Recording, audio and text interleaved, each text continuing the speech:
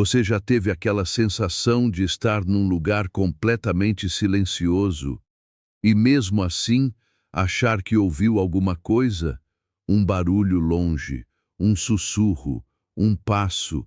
Você para tudo, presta atenção e não há nada.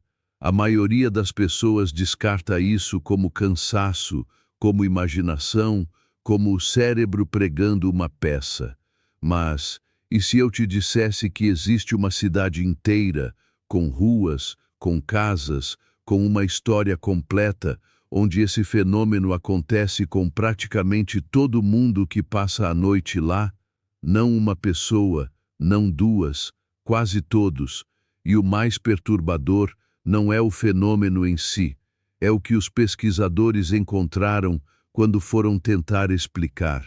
Olha, esse é o tipo de vídeo que eu gosto de fazer, porque ele começa parecendo uma história de terror barato e termina com você questionando como o seu próprio cérebro funciona. Hoje, a gente vai falar sobre cidades abandonadas, mas não do jeito que você está acostumado a ver por aí. A gente vai entrar fundo numa cidade específica, entender por que ela foi abandonada, por que as pessoas que tentaram voltar não conseguiram ficar, e o que a ciência tem a dizer sobre o que acontece. Se você gosta de curiosidades que realmente fazem pensar, que misturam história, psicologia e ciência de um jeito que parece roteiro de filme, mas é real, já se inscreve no canal, porque esse é exatamente o tipo de conteúdo. A cidade se chama Centralia, fica na Pensilvânia, nos Estados Unidos, e ela é provavelmente a cidade mais estranha que existe no mundo ocidental. Em 1962, um incêndio começou num depósito de lixo municipal. Até aí, nada demais. Incêndios acontecem, você apaga, acabou. O problema é que embaixo de Centralia existe uma das maiores reservas de carvão mineral dos Estados Unidos, e o fogo alcançou essa reserva. Aqui está o que quase ninguém percebe. O carvão embaixo da cidade não parou de queimar.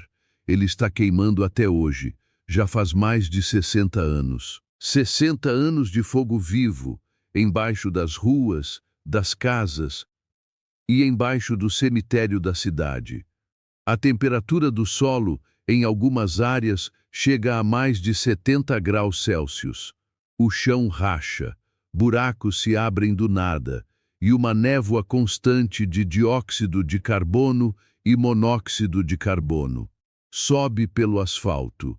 Em 1981, um menino de 12 anos, chamado Todd Domboski, quase morreu quando o chão cedeu embaixo dos seus pés e ele caiu dentro de um buraco de quase 50 metros, direto acima de uma das veias de fogo. Foi aí que o governo americano tomou a decisão.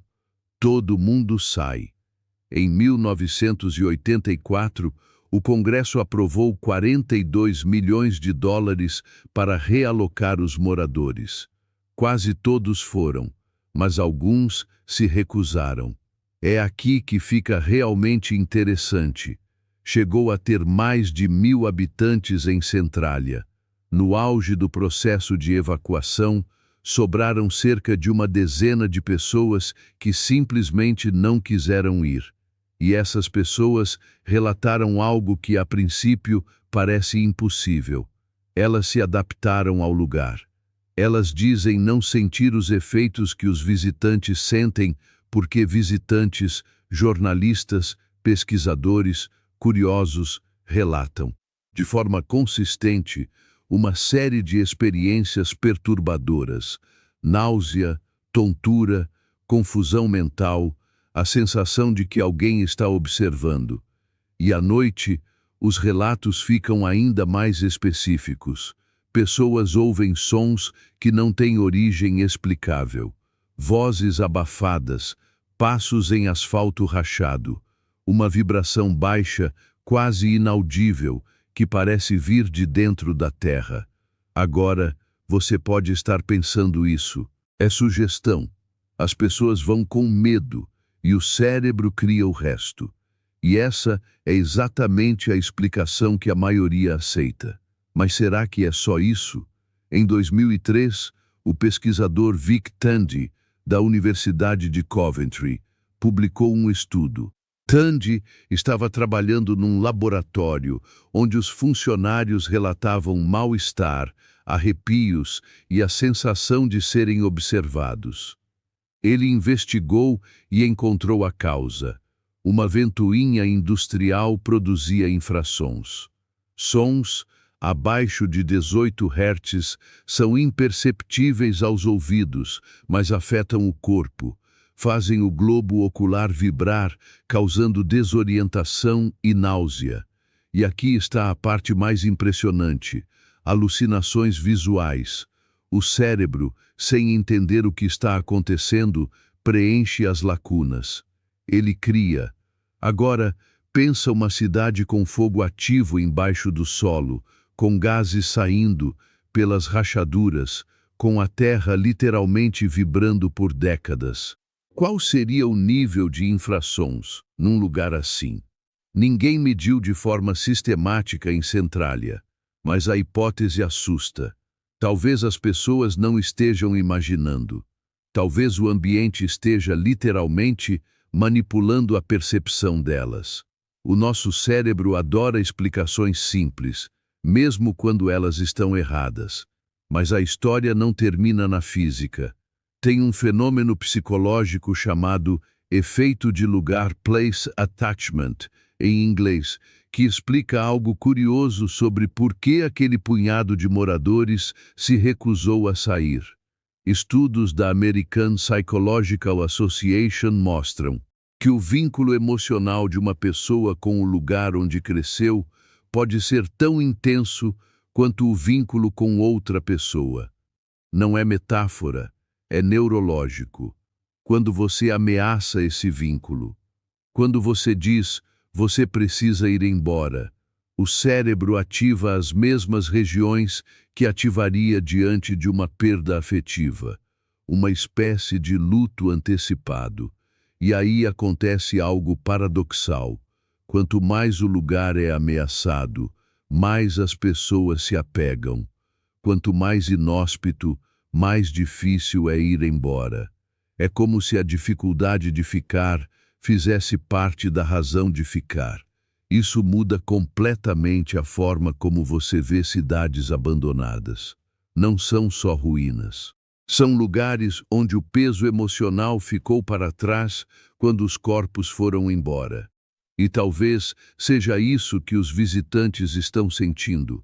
Não assombração no sentido sobrenatural, mas uma espécie de resíduo de humanidade que o lugar absorveu ao longo de décadas. Agora vem a parte que eu quero que você guarde. Centralia inspirou Silent Hill. Isso não é teoria. O criador da franquia, Keishiro Toyama, confirmou que a cidade foi uma das referências visuais para o jogo. A névoa, o asfalto rachado, o fogo invisível que corrói tudo de dentro para fora. Mas o que o jogo não captura, o que nenhuma ficção captura direito, é o seguinte: a cidade ainda existe, o endereço existe. Tem gente registrada lá. O fogo continua queimando. E ninguém, absolutamente ninguém, tem ideia de quando ele vai parar.